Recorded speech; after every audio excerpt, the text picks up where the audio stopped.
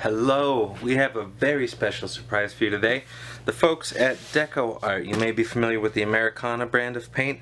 They contacted me and asked if they could send me some of their new pour painting specific paint supplies and see if I'd give a demonstration. So that's what we're going to be doing today. We're going to be looking at the pour painting supplies new from DecoArt. I'm going to have all the links in the description. This is a sponsored video. I wasn't paid any money for it, but I did get some supplies, and I just want to be upfront with you about that. So let's open this box, check it out, and see how these hold up. Okay, first off, we have this cool little DecoArt label. Let's check this out, what we have included in the box. We got their acrylic pour painting program. Let's take a look at this in a second. We got some little peanuts. And we have pouring medium. Off the bat, this is 8 ounces. This is the same size standard that you're going to get from Liquitex. But let's see how it holds up in terms of volume. And they also included a set of clear pouring top coat. This is their version of the glaze. I did some research on their website ahead of time. And basically, once the paint is all dry and everything, you just pour out some of this glaze and just tilt it across the canvas, same way you would anything else. So we're going to try this out as well. This should be exciting.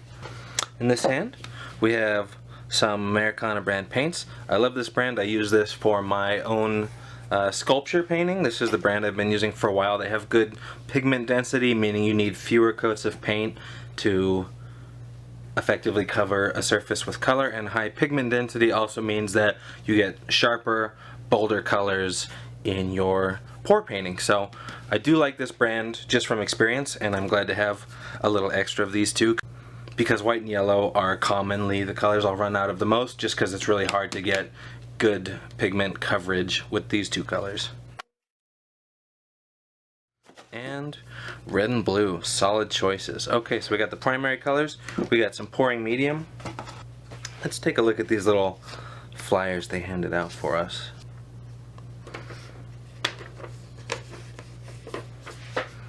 Alright, from DecoArt, they're super excited to have found my paint pouring art on YouTube, and they're even more excited to get some of our new pouring medium and clear pouring top coat to play around with a bit. They want to hear our honest feedback after we've had a chance to experiment, and we're one of the first people to see these products being tried out, so definitely let me know what you think. I will let them know what I think as well. We do have the pouring medium we looked at. This is a fluid additive specifically formulated to enable paint flow across the surface. It thins paints to the ideal consistency, allows cell effects, and reduces cracking and crazing, you know, when the acrylic spreads apart as it dries. It doesn't slow down the drying time, alter the color, or lessen the adhesion of paint, meaning it'll still be nice and stick on the canvas real good. And the colors will still stay bold and bright. We can mix this with our favorite DecoArt acrylics to create stunning effects on many different surfaces. That's the pouring medium here. We also have the clear pouring top coat, which creates a smooth high-end finish with this pouring top coat. It dries to a lacquer-like high gloss finish in one simple step with no need to mix any harsh chemicals. It's ideal for canvases, wood panels, or other flat art surfaces. This product flows into a self-leveling, crystal clear coat that does not yellow, which means you get to keep that original vibrance of your painting over time. Finally, we have the Americana acrylics, which we pulled out of the box, the primary colors in white. Apparently, they first started making these in 1985, and they've long been known for delivering consistent premium quality at a budget-friendly price. That is 100% true from experience. I can tell you, Americana doesn't break the bank. You can get big tubes of this or smaller tubes for a nice low cost, and the quality is outstanding. We're going to have links in the description to the DecoArt website, where you can get even more project inspiration and some educational videos on how to use these. These products will be available on retail shelves this spring, so coming very soon. If you like what you see, be sure to check out the craft store near you. And let's check out this pour painting program. Oh, this is great. It's a little mini tutorial all in a cup, and they have some of these beautiful colors on it. Let's get some high high definition images up for everyone to follow along with. But they show you all kinds of stuff, how to mix your ratios right.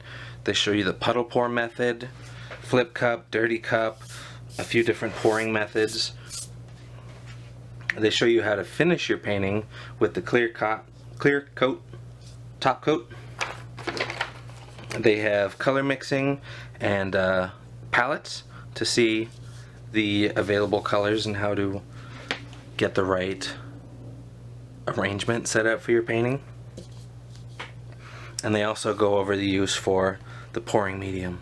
Let's take a look at the mix ratio and then we can get started with a pour. Okay, so these are craft acrylics, and the ratio on the back of this says we just need a 1:1. So the same amount of paint that we use, we'll use the same amount of pouring medium.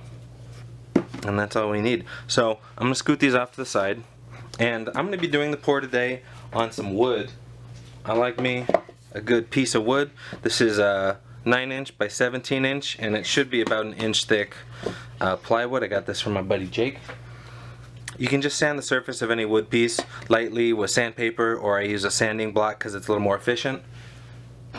Once it's all done, you can wipe away the residual wood dust, the sawdust, with just a little wet sponge or a wet paper towel, something like that. That'll be enough to clean off any residual dust. And as you can see, we got some leftover paint here. We got little wood knots and things. That's fine. The paint's going to soak right in, get nice, good, solid coverage. And the thing I like about pouring on wood, thicker plywood specifically, where it won't warp, is thicker wood doesn't warp. The paint soaks in real nice, so you actually get quicker dry time by maybe up to an hour or two as the paint dries. And it's just a nice solid feel. It feels really durable, and I love that about pouring on wood. One of the downsides is you can get little dents or something that you wouldn't get on other pouring surfaces, and over here plywood specifically, a couple little pieces chipped out, but I like the texture. I like how that looks, and you can get some interesting effects from it. So we're pouring on wood today, and let's get some cups out on the table.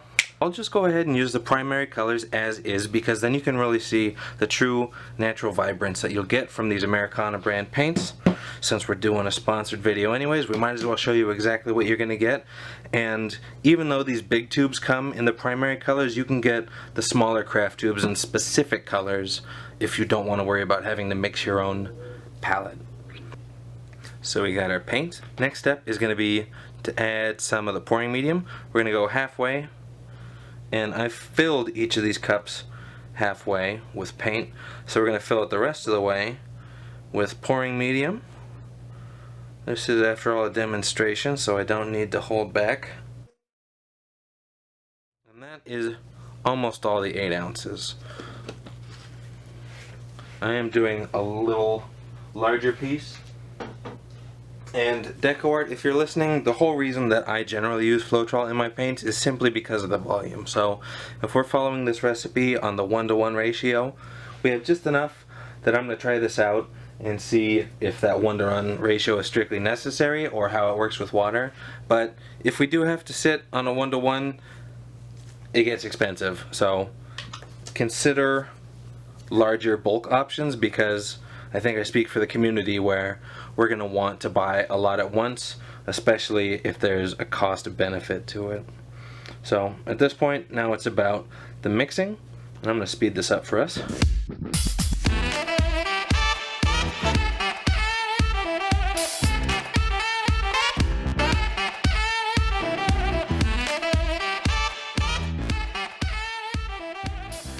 We have our colors mixed.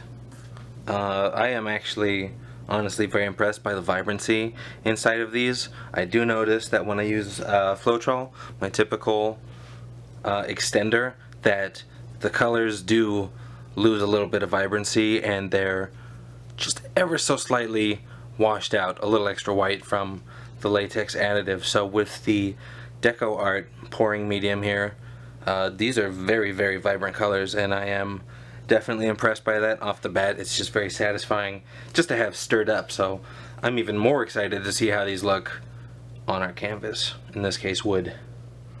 I'm going to set up some flip cups. I think that'll be the best way to get some good coverage on this. Where's my silicone? I'm gonna add just a couple drops as we go through here.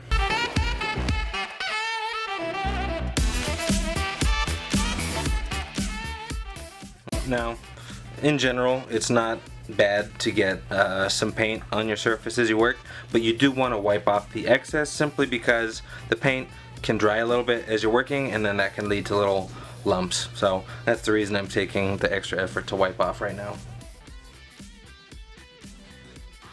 We'll let this sit a bit so that the white, again being the heaviest paint, will sink through our flip cup a little, allow a little paint activity, and then we're going to do a nice triple flip cup. And you can see that I have the same little push pin trick we did in our quick tip video, and here I have TL to indicate this pin is supposed to go in the top left while I set it off to dry so that the surface stays level. Then let's give this a shot.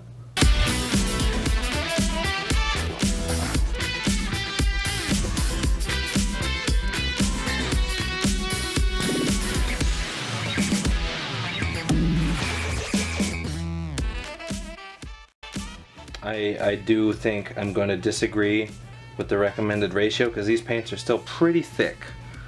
What that means is they stay really solid. That's a good thing. But it also means that we don't need to use this much pouring medium when we prepare the paints. But the way it kind of forced me into it means we're going to get some interesting cell results, which interesting is never a bad thing, I guess, except for when it is.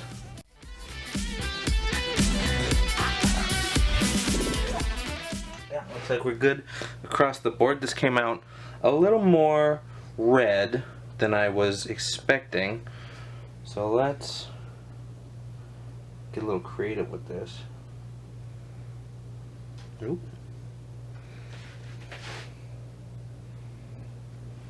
There we go.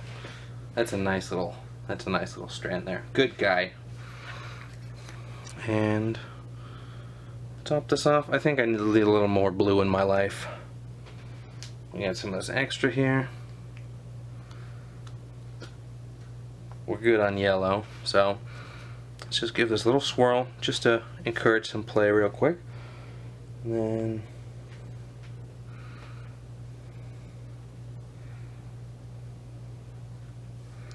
a couple little, that's just enough. One of the major vices of pour painting is doing just a little too much work, and then before you know it, it's gotten away from you and you don't like how it turns out anymore. So I think this is right where I like it. Ooh, okay. I also wanted to see how well this would torch. So let me get some of this excess off my hands, and let's see if we open up any cells, because I'm sure many of you are going to have that question. Honestly, not too much cell work.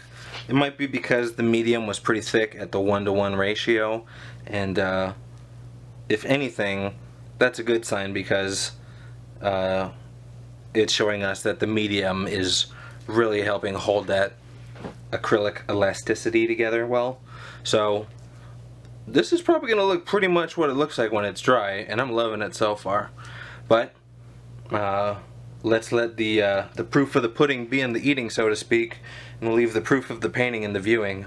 Let's take a look at this when it's dry, and we're going to look at my suspicion for watering down the pouring medium a bit, and also we're going to do some acrylic skins. Well, I couldn't save most of the leftover skins, but I did save one little bit, and using our reverse swipe technique, I'm going to try and lay this down for us.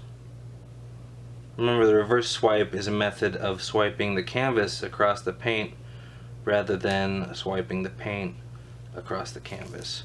So just a little selection there. This will at least give us the information to see if the full strength recipe, how that compares to a half strength recipe, which we're going to try out now. And some of this stayed on my spreader as well, so might as well keep it, you know. We'll see how that dries. We'll be able to peel it off just as well as we would a freezer paper.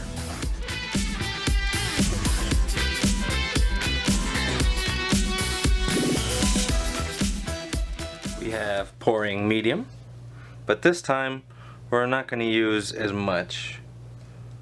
Not only because we're almost out, but also the goal here is to see if we can extend it a bit, like we would with one of our homemade recipes that each of us as artists have cultivated. So we have a little less. This is maybe, I'd say 60 to 70% paint, and then 40 to 30% pouring medium. So this is already less than what they've suggested. I'm going to mix these all up, and then we're going to add just a little more paint and a little water.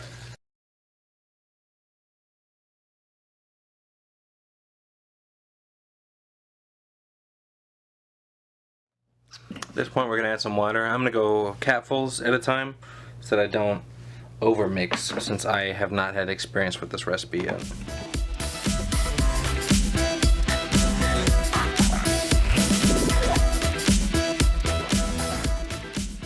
Okay, so we got a few colors, and in all honesty, I think I may have overestimated the thickness of the previous recipe, because we watered it down with hardly any water compared to the other two mediums, but it does feel substantially thinner with just this little amount of water. So let's see how this holds up in quart. Because this feels thinner off the bat, I'm going to try and lower it gently into the cup rather than doing a pour as rigorously as I usually would. Blending is going to be natural, but this will help the paint blend as little as possible.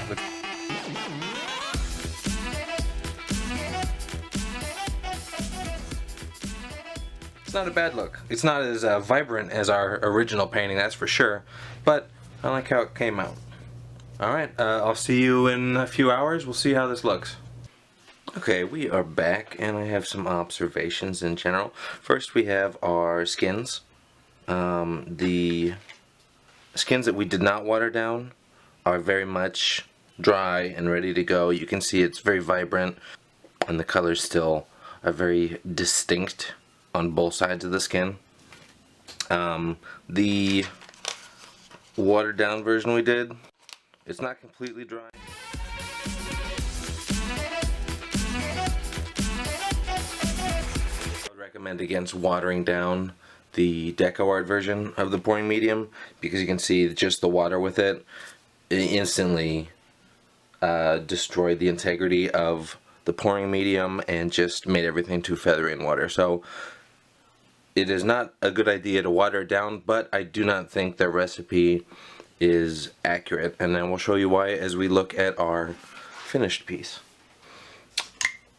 On the actual finished piece here, you can see it dried pretty much exactly how we poured it, which is great, especially this section in the center and these streaks of cells I want to call attention to, because these were exactly as they were, and as it dried they just stayed perfectly.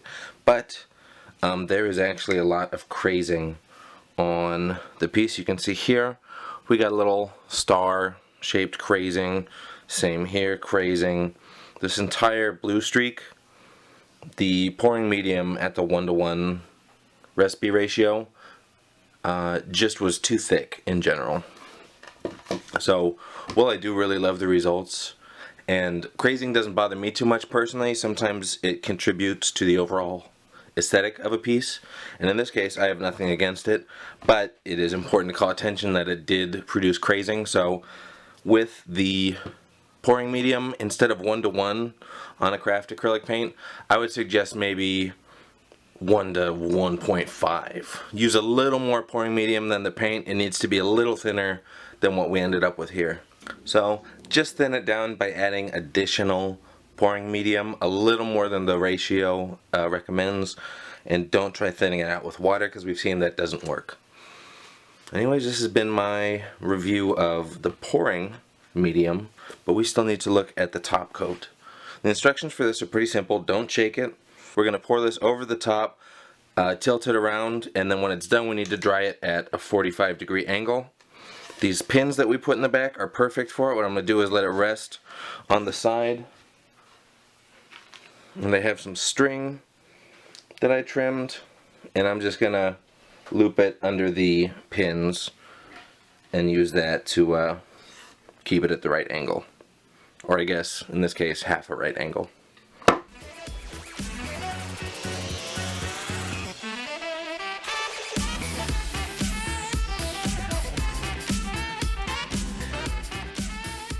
Okay, at this point, the instructions specify that we should take a palette knife or a brush and just kind of smooth out the sides. I was planning to just use my finger to spread around, but this stuff is very, very thick, and it just doesn't run quite as fluidly as I was anticipating. So yeah, I think I'm just going to use a palette knife.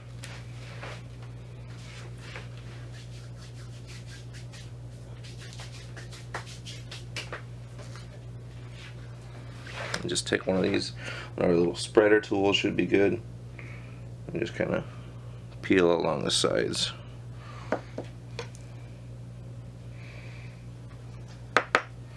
Just to keep it smooth. As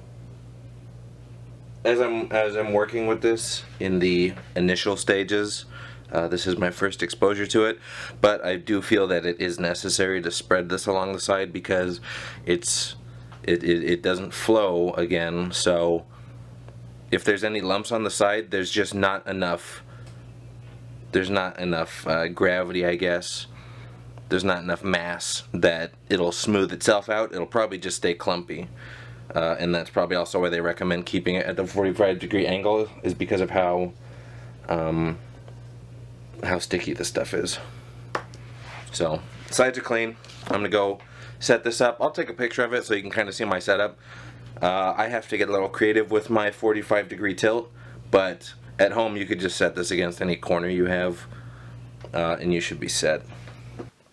Okay, well, excuse the shaky handy cam. This is my little studio setup here, and just beyond that is my desk, which you can see I have the string wrapped around one of my lights. This is the rest of my workstation. Behind it a couple little sculptures, blah blah blah, but the strings connect to the pushpin pegs that we set up in the back, holding it there at a nice 45-degree angle, perfectly secure as long as you don't look at it or breathe on it or touch it, so don't. And at home this should be a little easier to set up your 45-degree angle. Alright, we are back and we have our finished painting here. Final impressions using the top coat. This is a bit of the runoff that dried and created this little skin. You can see it's perfectly flexible, it's a little gummy, it's not tacky or sticky, but if you press you can leave fingerprints and things in it, so it is very effective at sealing the surface, and once it's dry it does set into the complete texture and everything, so it does capture the surface and the texture well, which on a very flat painting, or if you have even an oil painting or something with raised edges and texture like that, it'll capture the texture completely. But in this instance where we have some of this crazing and stuff, that means that the top coat did capture all the little cracks and everything, and with the high gloss finish it does make it very obvious where all the little lines and valleys and cracks and things are. So the top coat did its job extremely effectively, and had we known to use a little more of the pouring medium when we created the painting, we could have avoided the crazing. So all in all, I'd give this product a solid 8 or 9 out of 10. These should be considered professional grade art supplies, and with professional grade art supplies there is a learning curve to it. There's less forgiveness. Something like Floetrol, which I usually use, is an industrial grade supply. It's something to be used just throwing paint up on the outside or the inside of a house, and it's a lot more forgiving because it's meant for a broader application. I love the colors, I love how vibrant this is, and especially like this little section right here, and again the little ripple of cells here is so extremely vivid with the top coat on when everything is said and done. It is definitely a gorgeous, gorgeous set of supplies that I was able to try thanks to DecoArt. So I'd say go out, give it a try. Just make sure that when you're working with the pouring medium, go a little heavy on the pouring medium so that you can make sure the paint runs effectively and will dry smoothly. But thank you so much for watching. Thank you DecoArt for sponsoring this and dropping some products for us. If you have any suggestions, if you want to see anything else, make sure to like, comment, subscribe. This has been Souffle Art. Thank you for watching.